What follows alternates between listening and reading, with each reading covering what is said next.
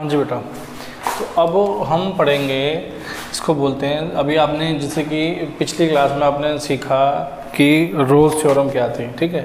इस पे उसी से रिलेटेड है, रोल्स थ्योरम का ही अपडेटेड वर्जन है लैग्रेंजेस मीन वैल्यू थ्योरम। ये मैथमेटिशियन का नाम है लैग्रेंज मीन वैल्यू थ्योरम। इसको हम LMVT कहते हैं या फिर मीन वैल्यू थ्योरम कहते हैं, MVT। कहती क्या है ये, देखो काफ़ी कुछ मिलता जुलता है रोल्स थ्योरम से। जैसे कि जो आपने रोल्स थ्योरम में कंडीशन देखी आपने, तो आपको अगर याद हो तो रोल्स थ्योरम में क्या क्या कंडीशन यूज़ हो रही थी हमारी।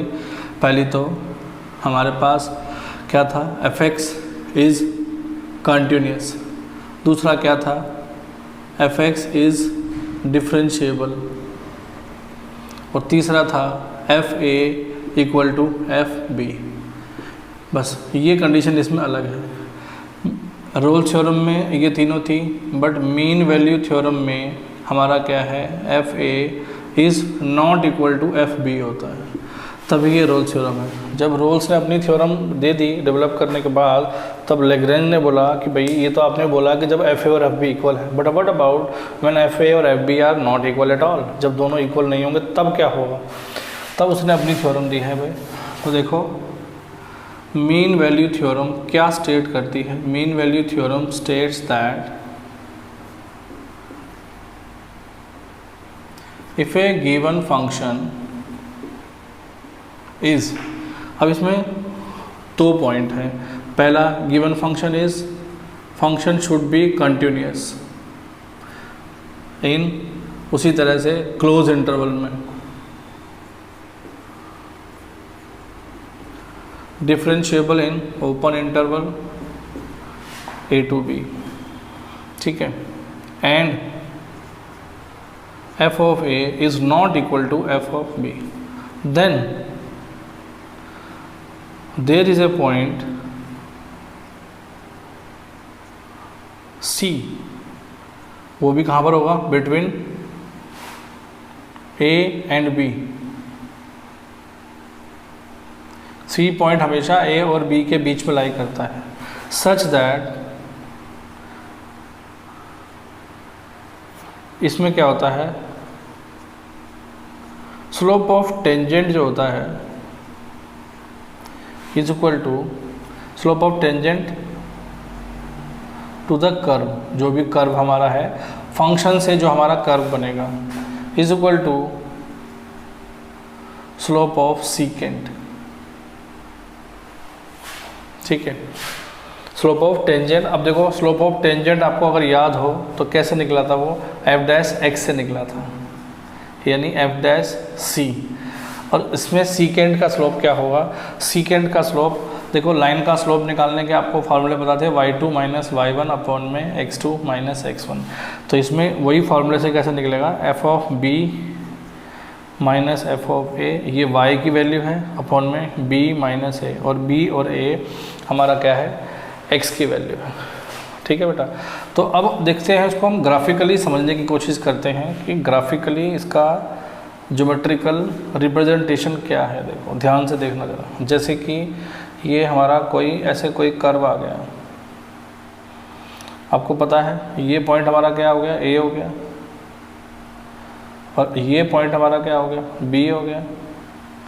अब ये पॉइंट हमारा, ये जैसे कि इसके कोऑर्डिनेट्स a, अब ये हमारा x एक्सिस है, ये y एक्सिस है, और हमारा y इक्वल टू क्या है, fx है।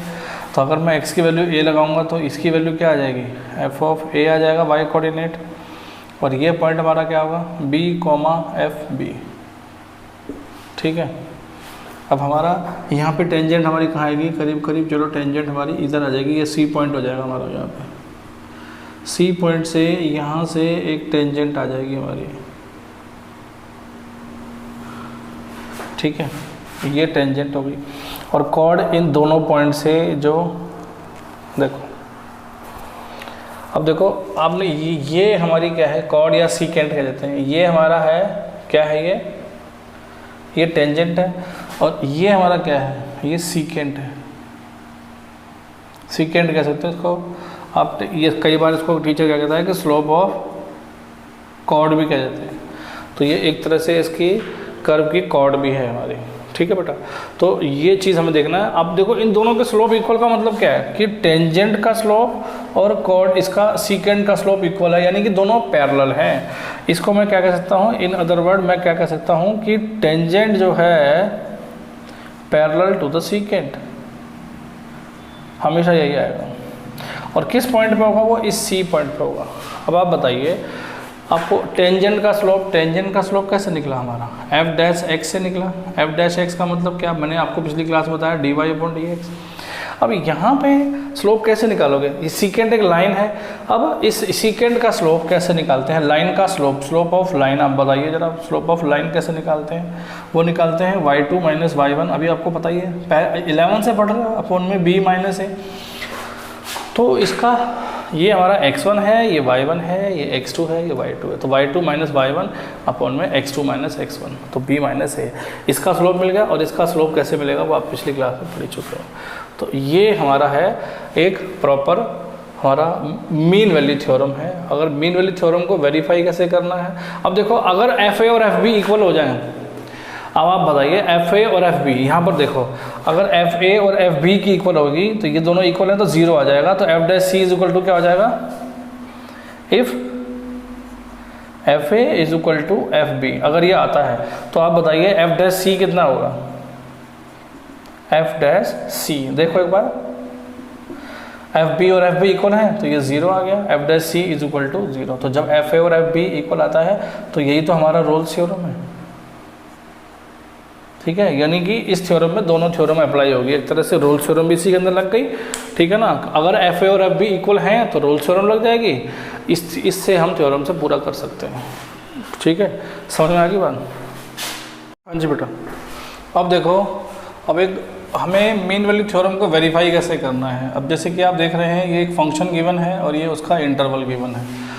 ठीक है, तो इसको कैसे वेरीफाई करेंगे, सबसे पहले आप क्या लिखेंगे, द गिवन फंक्शन। उसी तरह से कंडीशन लिखनी है जैसी हमें रोल्स थ्योरम में लिखी थी। The given function is a polynomial function. ठीक है, so it is always continuous in, और कंटिन्यूटी किस में आती है, क्लोज इंटरवल में आती है 1 to 5। ठीक है, दूसरी कंडीशन क्या हुआ, it is also differentiable in the open interval 1 to 5। ये ओपन इंटरवल आ गया। ठीक है, तीसरी कंडीशन क्या लेना है, एफ ए निकालना है पहले आपने। एफ ए हमारा क्या आएगा, एफ ए का मतलब F1 यानी 1 का स्क्वायर माइनस 10 इंटू 1 प्लस 16, 7 आ गया। एफ बी निकाल दो तो F5 आ गया, 5 का स्क्वायर माइनस 10 इंटू 5 प्लस 16। ठीक है, तो ये बेटा कितना आ गया 25, 41 में से 50 गया माइनस 9 आ गया। तो यानी कि क्या आ गया, f a is not equal to f b. इसका मतलब क्योंकि दोनों अलग अलग आई हैं तो जब दोनों डिफरेंट वैल्यू हैं इसका मतलब क्या हुआ, तो therefore mean value theorem is applicable. ठीक है, now there is a point, कौन सा पॉइंट होगा, c lying between a and b such that slope of tangent is equal to slope of secant। ठीक है, तो ये पता होना चाहिए किसका स्लोप किसके इक्वल है। Tangent is parallel to, because जो टेंजेंट है वो पैरेलल किसके है, सीकेंट के। तो स्लोप ऑफ टेंजेंट कैसे निकला था हमारा, एफ डैश एक्स यानी कि एफ डैश सी हो जाएगा, दैट इज एफ डैश सी। और इसका सीकेंट का स्लोप कैसे निकला था याद होगा आपको, f b minus f a upon में बी माइनस ए। तो पहले तो हमने एफ डैश एक्स निकाल लिया। एफ डैश एक्स हमारा क्या है यहाँ से 2x माइनस 10। तो फिर एफ डैश सी कितना आ गया 2c माइनस 10, ठीक है। तो एफ डैश सी किसके इक्वल होता है, अब f dash c equal to f b minus f a upon में बी माइनस ए। तो एफ डैश सी हमारा 2c माइनस 10 आ गया। एफ बी हमारा था -9 माइनस एफ ए कितना है 9 अपॉन में b माइनस ए, तो ये आ गया 5 माइनस 1, तो ये आ गया 2c minus 10 is equal to minus 16 upon में 4। इसे कैंसिल करा तो 4 आ गया, 2c इज इक्वल टू 6 आ गया, तो c हमारा कितना आ गया 3 आ गया। देखिए जो 3 आया है ये इनके बीच में आना चाहिए, देखो एग्जैक्ट बीच में आ रहा है। 1 + 5 कितना 6, उसका हाफ कितना हो गया 3 आ गया। तो क्या किया हमने, clearly 3 belongs to the interval 1 to 6। तो ये जो 3 है इसी इंटरवल के बीच में आना चाहिए, यही वेरीफाई हमें करना है। तो यानी कि hence mean value theorem is verified. तो इस तरह से वेरीफाई करने के लिए हमें मीन वैल्यू थ्योरम और रोल्स थ्योरम भी उसी तरह से हमने वेरीफाई करी है।